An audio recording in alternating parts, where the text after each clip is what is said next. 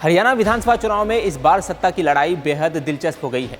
पिछले 10 साल से सत्ता पर काबिज भारतीय जनता पार्टी को इस बार सत्ता विरोधी लहर का सामना करना पड़ रहा है।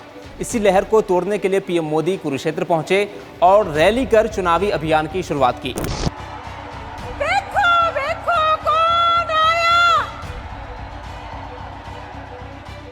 हमने कांग्रेस की सरकार का वो दौर देखा है जब विकास का पैसा सिर्फ एक जिले तक सीमित रह जाता था।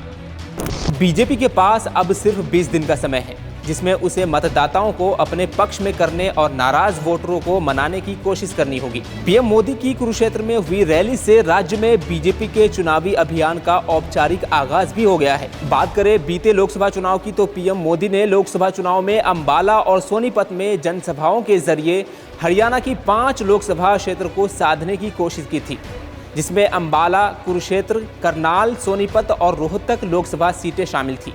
लेकिन कुरुक्षेत्र और करनाल ऐसी 2 सीटें थी जिस पर भाजपा को जीत मिली। यानी पीएम मोदी के जनसभाओं से भाजपा को कुछ खासा फायदा नहीं मिला।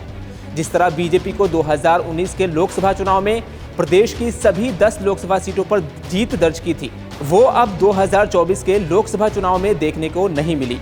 भाजपा और कांग्रेस में 50-50 का मुकाबला रहा, जिसमें कांग्रेस को 5 और भारतीय जनता पार्टी को 5 सीटें मिली। तो अब ऐसे में ये माना जा रहा है कि विधानसभा चुनाव भाजपा के लिए मुश्किल होने वाला है, क्योंकि जैसे ही भाजपा ने अपनी लिस्ट जारी की, वैसे ही बीजेपी में भगदड़ सी मच गई। केंद्रीय मंत्री से लेकर पार्टी के कार्यकर्ता तक बागी सुर में नजर आए। वहीं अगर कांग्रेस का देखा जाए तो अभी तक कांग्रेस में सब ठीक चल रहा है और राजनीतिक विशेषज्ञों का मानना है कि कांग्रेस और भाजपा में जबरदस्त मुकाबला देखने को मिलेगा। वहीं आम आदमी पार्टी के मुखिया अरविंद केजरीवाल की हरियाणा विधानसभा चुनाव में एंट्री हो गई है। सुप्रीम कोर्ट से जमानत मिलने के बाद आम आदमी पार्टी का भी जोश हाई नजर आ रहा है। कार्यकर्ता से लेकर पार्टी के बड़े नेता तक खुद को मजबूत स्थिति में देख रहे हैं। अरविंद केजरीवाल की वापसी से हरियाणा विधानसभा चुनाव में क्या फर्क पड़ेगा, ये तो आने वाला वक्त ही बताएगा। कांग्रेस और समाजवादी पार्टी के साथ गठबंधन को नकारते हुए आम आदमी पार्टी हरियाणा की सभी 90 विधानसभा सीटों पर चुनाव लड़ रही है। साथ ही भाजपा और कांग्रेस के टिकट से वंचित कई बागियों को आपने चुनाव मैदान में उतारा है।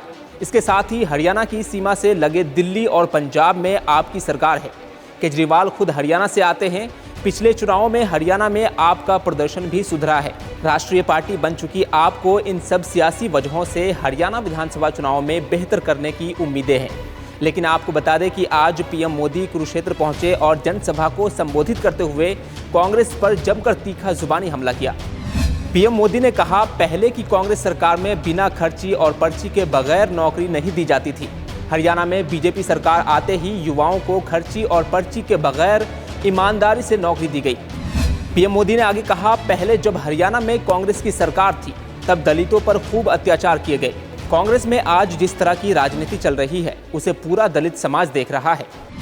पीएम मोदी ने कहा, कांग्रेस कान खोलकर सुन ले, जब तक मोदी है कांग्रेस को आरक्षण से छेड़छाड़ नहीं करने दूंगा, ये मोदी की गारंटी है।